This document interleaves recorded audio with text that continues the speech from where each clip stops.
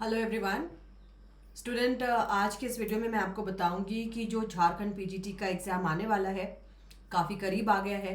उसके लिए आपको तैयारी कैसे करनी चाहिए, किन किन चीज़ों को आपको फॉलो करना चाहिए, किन किन टॉपिक्स को आपको कम फॉलो करना चाहिए, अपने नोट्स का रिवीजन कैसे करना चाहिए, क्या पढ़ाई करनी चाहिए और क्या पढ़ाई नहीं करनी चाहिए। ठीक है, तो आज का ये वीडियो फोकस रहेगा how to revise in 1 week.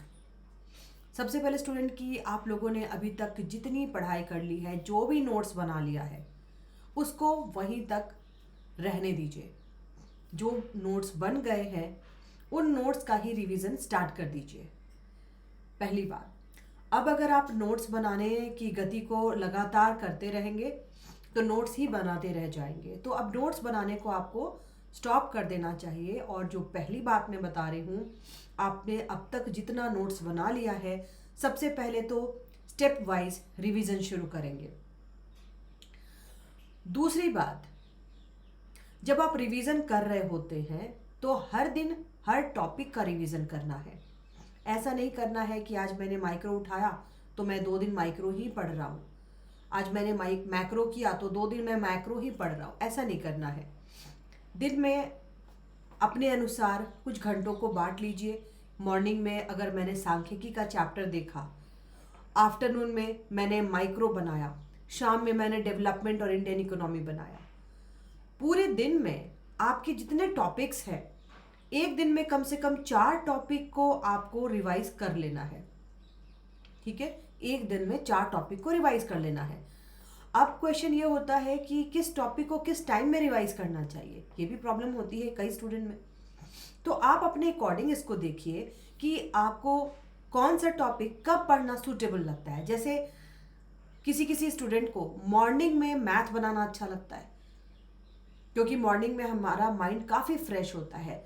तो केवल मैथ ही नहीं, आपको जो भी टॉपिक सबसे डिफ़िकल्ट लग रहा है उसको मॉर्निंग में रिवाइज कीजिए, क्योंकि मॉर्निंग में आपका ब्रेन जो होता है काफ़ी फ्रेश होता है। जो भी आप ध्यान दे रहे होते हो वो फटाफट कर लेते हो, है ना। आफ्टरनून में, एज पर माई सजेशन, आफ्टरनून में माइक्रो के टॉपिक को रिवीजन करना शुरू करें। और माइक्रो के टॉपिक में रिवीजन कैसे करते हैं, जितने भी ग्राफ मैंने बताए हैं, जो भी ग्राफ आपने अपने नोट्स में बनाए हैं, मैंने अपने ऐप पर भी जो पढ़ाया स्टूडेंट, वहाँ भी मैं यही कहती हूँ कि जो भी ग्राफ बनाए हैं, सबसे पहले उन ग्राफ को बनाना शुरू कीजिए रफ कॉपी में। एक बार आपने अपना नोट्स देखा, उस डायग्राम को ड्रॉ किया और वो डायग्राम क्या बता रहा है इसको आप अपने कॉपी में नोट करेंगे। सेकेंड स्टेप पर आ जाइए। माइक्रो इकोनॉमिक्स का जो कॉन्सेप्ट है उसको मॉर्निंग में कीजिए, क्योंकि कॉन्सेप्ट को एक बार अगर आप पढ़ना चाहते हो, 2 बार पढ़ना चाहते हो, तो मॉर्निंग में माइंड जो है बहुत फ्रेश रहता है। और micro economics is very technical, तो उसको शांत दिमाग से मॉर्निंग में उसके सारे चैप्टर्स को देखिए। एक दिन में आपने पूरा मार्केट को रिवाइज करना है, एक दिन में पूरा कंज्यूमर को रिवाइज करना है, फिर प्रोडक्शन चैप्टर को, फिर कॉस्ट चैप्टर को। बिट्स एंड पीसेस में नहीं करना। तो माइक्रो इकोनॉमिक्स की स्ट्रैटेजी क्या रहेगी, आपने पूरे ग्राफ को अपने मेमोरी पर बेस्ड कर करके बनाना है और उसको एनालाइज करना है। तो आप जब रिवीजन कर रहे होंगे, जहां पर आप अटकोगे एग्जाम में भी वहीं अटकोगे। तो जब भी कोई प्रॉब्लम होती है तो तब आप अपने नोट्स को दोबारा से देखेंगे। ठीक है, ये हो गया माइक्रो का। मैक्रो के रिवीजन पर जब आप आते हो तो मैक्रो इकोनॉमिक्स में सबसे इंपॉर्टेंट वाला जो चैप्टर है वो है कीन्स का, है ना, उपभोग फलन। तो इस चैप्टर को भी, इसका जो कॉन्सेप्ट है, किसने कौन सा थ्योरी दिया है और ये कॉन्सेप्ट क्या है, नेशनल इनकम का कॉन्सेप्ट क्या है। नेशनल इनकम मैंने पढ़ाया हुआ भी है, ऑनलाइन भी है मेरा दिया हुआ, काफ़ी बेसिक्स भी मैंने बताए हैं। तो उन बेसिक्स को क्लियर कर लेंगे। थर्ड नंबर पे आपकी प्रायोरिटी आ जाती है भारतीय अर्थव्यवस्था, Indian economy and Jharkhand economy. तो अभी तक आई होप आप लोगों के नोट्स तैयार होंगे, उसमें जो करंट अपडेट्स हैं वो तैयार होंगे। तो उन सारे अपडेट्स को आपको ध्यान रखना है, उन सारे अपडेट्स को आपको कर लेना है।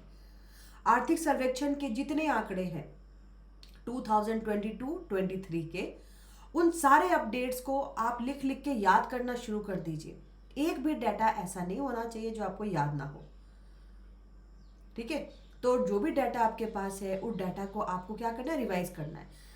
आप में से कई स्टूडेंट पूछते हो मैम हम डाटा को क्या प्रतियोगिता दर्पण से याद कर ले, या क्रॉनिकल से याद कर ले, या मनोरमा ईयर बुक से याद कर ले। तो स्टूडेंट देखिए, आंकड़ों की शुद्धता बहुत ज़रूरी है और इसके लिए आपकी मर्जी, आप कहीं से भी कर सकते हो। लेकिन जो इकोनॉमिक सर्वे ऑफ इंडिया है, आर्थिक सर्वेक्षण, आपको ऑनलाइन भी उपलब्ध है। उस आर्थिक सर्वेक्षण से अगर आप उन आंकड़ों को करते हो तो उसकी शुद्धता ज़्यादा रहती है, वो गलत नहीं होता। तो इकोनॉमिक सर्वे ऑफ इंडिया से आप इसको रिवाइज करें। झारखंड इकोनॉमी सर्वे जो है, झारखंड इकोनॉमी का भी इकोनॉमिक सर्वे पब्लिश किया गया है और बहुत ही बढ़िया इकोनॉमिक्स आर्थिक सर्वेक्षण है झारखंड का। तो उसमें से भी आप जो भी डाटा दिया हुआ है उन सभी को आप लिख लिख करके याद करना शुरू करें। एक पेज में केवल आपके पास आंकड़े होने चाहिए। उन आंकड़ों को आपने कहीं सामने ऐसी जगह रखना है जहां आप डेली आते जाते हो, है ना। ये भी एक टेक्निक है। और दिन में कम से कम उन आंकड़ों को 2 बार देख लो कि भी पॉवर्टी के आंकड़े क्या है, अनएम्प्लॉयमेंट के आंकड़े क्या है, जीडीपी कितना है, एग्रीकल्चर का कंट्रीब्यूशन कितना है, इंडस्ट्री का कंट्रीब्यूशन कितना है। तो ये जो आंकड़े, फिस्कल डेफिसिट कितना चल रहा है, इंटरेस्ट जो हमारा प्राइमरी डेफिसिट है वो कितना है, बढ़ा है, घटा है। तो आई होप अभी तक आप लोगों के ये सारे जो आंकड़े हैं वो तैयार हो गए होंगे। तो उन सभी को रिवाइज करते रहिए, ठीक है। माइक्रो हो गया, मैक्रो हो गया, इंडियन इकोनॉमी हो गया, पब्लिक फाइनेंस में भी कौन सी थ्योरी किसकी है और थ्योरी क्या कहती है, बजट के प्रकार क्या हैं, ये सारे कॉन्सेप्ट को एक एक बार देखते चलिए। And student, the second thing is, अभी आप किसी भी एमसीक्यू के बुक में नहीं जाएंगे, क्योंकि अगर आप वस्तुनिष्ठ प्रश्न ही बनाते रह जाएंगे तो और उलझते चले जाएंगे। ये टाइम है जब आपके पास, अभी मान के चलो कि 1 वीक है, जब हम ये मान लेते कि हमारे पास 1 वीक है तो हमारी तैयारी और ज़्यादा दुगनी हो जाती है। तो अभी आप किसी क्वेश्चन बैंक में ना जाकर, जो भी क्वेश्चंस अगर आपने बनाए हैं और जो भी आपके पास अपना नोट्स बना हुआ है उसको जस्ट रिवाइज करना शुरू कीजिए। और मेरे द्वारा झारखंड पीजीटी का कोर्स भी पब्लिश किया गया है, झारखंड पीजीटी का टेस्ट सीरीज, जिसको मैं 3 दिन लाइव लेकर के आती हूँ। तो उस टेस्ट सीरीज को भी आप ले सकते हो, या फिर कोई भी टेस्ट सीरीज। क्योंकि अब किसी एमसीक्यू के बुक में जाने पर, एमसीक्यू का बुक क्या होता है, उसके जो आंसर्स रहते हैं, बहुत सारे आंसर्स गलत भी होते हैं, तो आपको वेरिफिकेशन की प्रॉब्लम होती है। कई स्टूडेंट मेरे पास भेजते हैं मैम इसका ऑप्शन ये दिया हुआ है जबकि मुझे डाउट है। तो ये डाउट वर्ड जहाँ आ जाता है तो आप डाउट क्लियरिंग में ही फंसे रह जाओगे। तो द बेस्ट थिंग कि आप अभी सिर्फ अपने नोट्स को क्लियर करो, क्योंकि जितना एमसीक्यू बनाना था, मैंने शुरू में ही बताया था कि जो एमसीक्यू आप बनाते हो उसको अपने नोट्स के साथ टैली करते रहिए। अगर आपके नोट्स में वो दिया हुआ है तो उसको अंडरलाइन करिए ग्रीन पेन से। एमसीक्यूज में कुछ एक्स्ट्रा पॉइंट आ रहे हैं तो उसको ग्रीन पेन से अपने नोट्स में ऐड कर लीजिए। तो आपने किया होगा, तो आप केवल उन चीज़ों को पढ़िए। कुछ भी एक्स्ट्रा करने के चक्कर में अगर आप रहेंगे कि हम और थोड़े एमसीक्यूज बना लें, तो ये डाउट और क्लियरिंग ये बढ़ता चला जाएगा और कंफ्यूजन बढ़ता चला जाएगा। तो what you have to do, you have to revise your own note. आपने जो अपने हाथ से नोट्स बनाए हैं या नहीं भी बनाए हैं, चलो हमने नोट्स नहीं बनाया, थोड़े थोड़े नोट्स बनाए, थोड़े नोट्स रह गए। कुछ स्टूडेंट ऐसे भी होंगे, है ना, हाफ नोट्स बने हैं, मैम हाफ नोट्स नहीं बना, या मैंने तो नोट्स बनाए ही नहीं, मैं केवल पढ़ता रह गया। तो भी कोई बात नहीं है।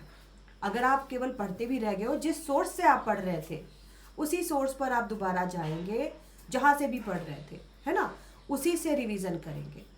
और मैं अपने स्टूडेंट्स को ये सलाह दूंगी कि आप लोगों ने, मैंने जो पीडीएफ लिख के दिया है उस पीडीएफ को रिवाइज करते रहिए, और जो टेस्ट सीरीज मैं करवाती हूँ उस टेस्ट सीरीज को ज्वाइन करते रहिए। ठीक है, तो चैप्टर वाइज टेस्ट चल रहा है स्टूडेंट। आप लोगों में से जो और भी लोग इसको ज्वाइन करना चाहते हैं टेस्ट सीरीज को, तो बिल्कुल कर लीजिए। वीक में 3 दिन मैं उसमें लाइव टेस्ट करवाती हूँ, और बाकी जो भी टेस्ट है वो आपको अपलोडेड भी है। ठीक है, तो अभी how to revise in 1 week मैंने बताया, रिवीजन करते रहिए, ज़्यादा एमसीक्यूज में मत पढ़िए, नहीं तो डाउट आएगा, फिर डाउट क्लियरिंग में फंसिएगा।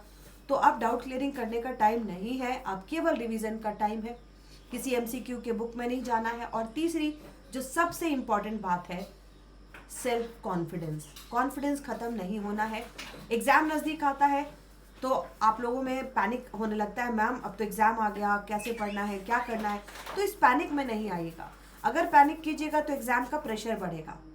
और कभी कभी क्या होता है कि एग्जामिनेशन हॉल में जानी हुई चीज़ें भी हम भूल जाते हैं, तो ये नहीं होना है। ये सोच करके जाना है एग्जामिनेशन हॉल में कि मैंने जितना पढ़ा that is more than sufficient. अगर इस कॉन्फिडेंस के साथ जाओगे तो सवाल छूटेंगे नहीं, गलत होंगे नहीं। लेकिन आपने खूब पढ़ लिया, लेकिन एग्जाम में आप अंडर कॉन्फिडेंट होके जा रहे हो कि लगता है कि मुझसे कुछ छूट गया है। अगर आपके मन में 1% भी ये चीज़ आ जाती है कि लगता है मुझसे कुछ छूट गया है, नहीं भी छूटा होगा तो आप एग्जाम में क्वेश्चन गलत करके आ जाओगे। ठीक है, तो कॉन्फिडेंस कम नहीं करना, और क्या करना है, जितना पढ़ा है उसी पर आराम से जाके एग्जाम देना है। और जब तक एग्जाम में आप नहीं जा रहे हो, लगातार रिवीजन को स्टार्ट रखिए। वस्तुनिष्ठ प्रश्नों की श्रृंखला वाली किताबों में नहीं जाइए, केवल नोट्स को रिवाइज कीजिए और जो भी टेस्ट सीरीज आपको अप्लाई करनी है उस टेस्ट सीरीज को अप्लाई कीजिए। That's it. तो आई होप स्टूडेंट, मैंने आप लोगों को how to revise in 1 week and what to do and what not to do इसका जवाब दे दिया है। तो आज के लिए इतना ही, and all the very best to all of you student. और मैं एक अनाउंसमेंट भी बता रही हूँ स्टूडेंट, मेरे द्वारा झारखंड पीजीटी की लाइव टेस्ट सीरीज जारी की गई है स्टूडेंट, जो सप्ताह में 3 दिन मैं करा रही हूँ। तो आप उसको भी ले सकते हैं और शिप्रानॉमिक्स ऐप से जुड़ सकते हैं। Thank you so much, bye bye.